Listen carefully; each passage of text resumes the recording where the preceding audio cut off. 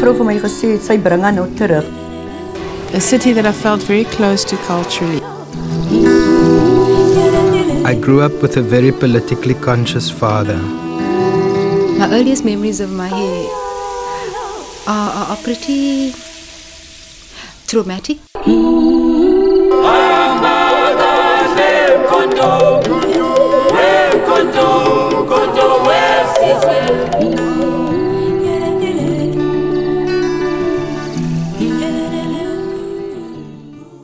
I grew up with a very politically conscious father. He was different from most other fathers I knew in Elsie's River. My father, I could say, was highly committed to the struggle. My name is Gumbilomzamo Sunzu Gerald Giose. I was born in Newcastle, Natal. My father, Mdoda William Peter Giose, was one of the young Methodist evangelists who was converted to liberation theology.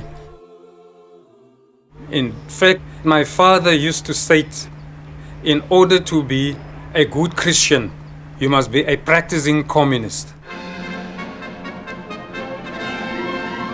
The liberation of all colonized people depended upon our studying and applying the principles of the Bolshevik Revolution in the Soviet Union, following the heroic example of the Red Army in its resistance and going over to the offensive against the Nazi German forces. When I was 14 years of age, my father was a minister in Oudtshoorn. It was 1947.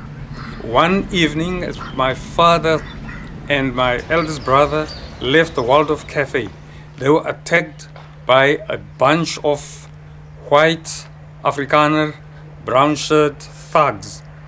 My father was kicked to the ground with having 7 of his ribs fractured.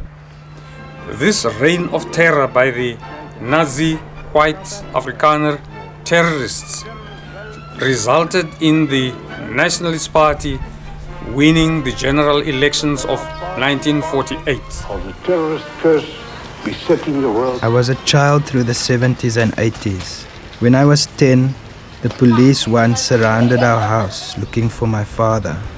He told us to be quiet and not to peep through the window, and eventually the police left without kicking down the door. I've lived in this area since August 1975.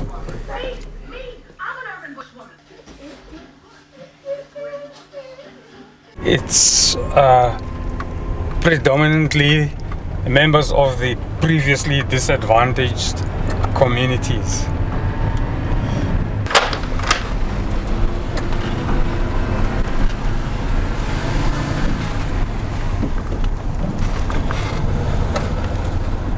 That is the civic center of Elsie's River, and this is the famous St. Nicholas Church.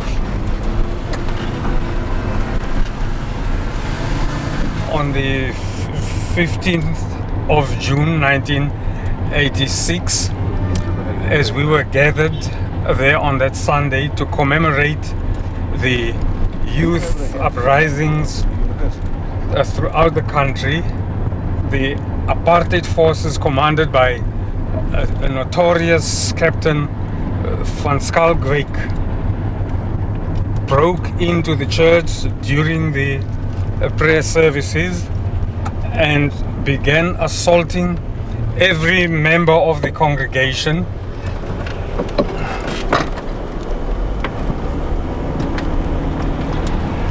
Without exception. In this titanic struggle between the forces of imperialism and colonialism, and the struggle for liberation from the yoke of imperialism and colonialism in the colonized countries, Revolutionary movements, we will fight them. the battle lines were clearly drawn between the capitalist states who were profiting from the exploitation of the colonies on the one side, and on the other, in sympathy with the struggles for liberation of the colonial people, were the communist states.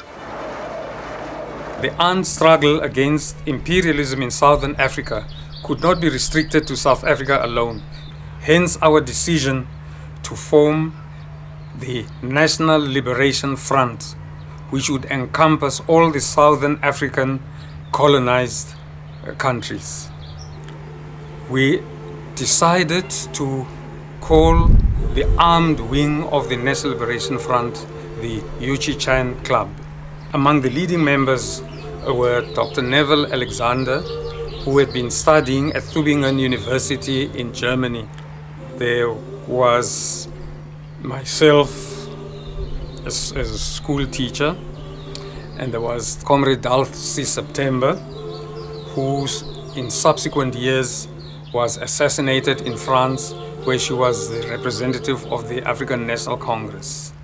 One afternoon, as we had just gathered as the high command of the Yuchi-Chan Club, we were suddenly alerted that the police were surrounding Dr. Neville Alexander's home. In January 1964, I was advised that the Swedish boat, the Sunaren, was due to leave Cape Town Harbour for Sweden. And I went and I boarded the boat. I approached the captain and informed him that I was an anti-apartheid fugitive seeking political asylum. A white man who was on the boat said, "You can turn to Walfish Bay and hand him over to the authorities." And the following morning, the boat turned to Walfish Bay. I was charged with planning violent revolution against the so-called government of South Africa and with leaving South Africa without valid travel documents.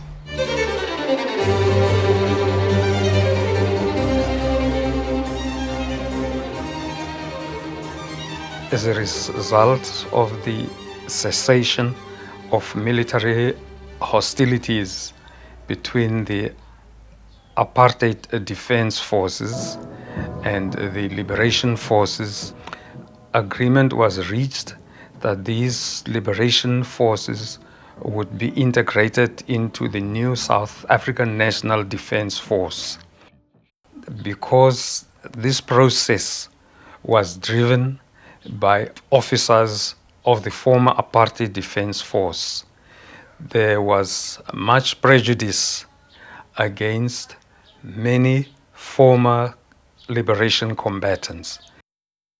In 1994, I was called to report at Youngsfield military base for being integrated.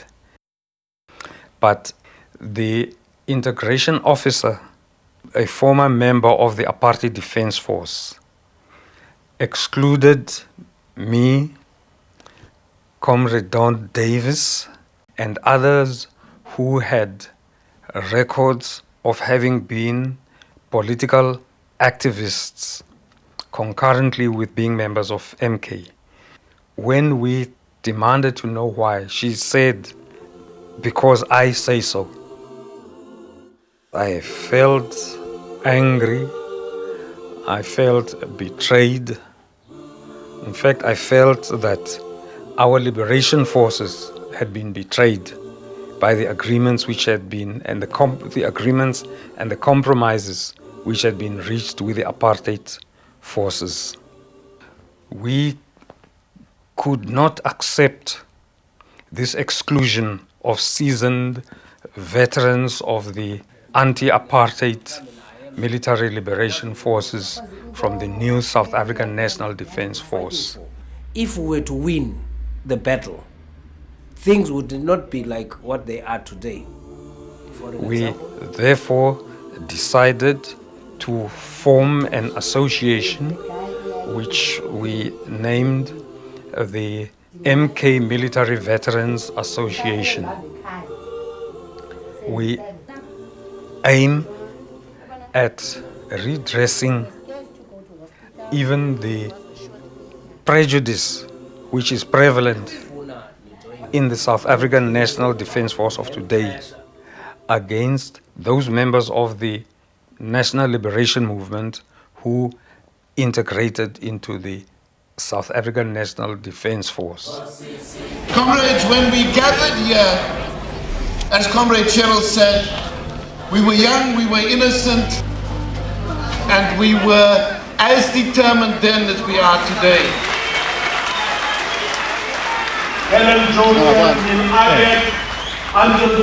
Unless we ourselves as veterans do something to address this injustice, in so much as the veterans in Zimbabwe have taken matters into their own hands, we feel that the time will not be long far off before we will have to take similar measures to redress the injustice of the neglect of South Africa's Liberation War veterans. It seems my father has had to fight all his life. I may not have fully understood as a child what drove my father. Now though, as an adult living in South Africa in 2004, the need to know why this country is the way it is has become vitally important. I have realized that the battle is not over. The struggle continues and still requires the ultimate sacrifice.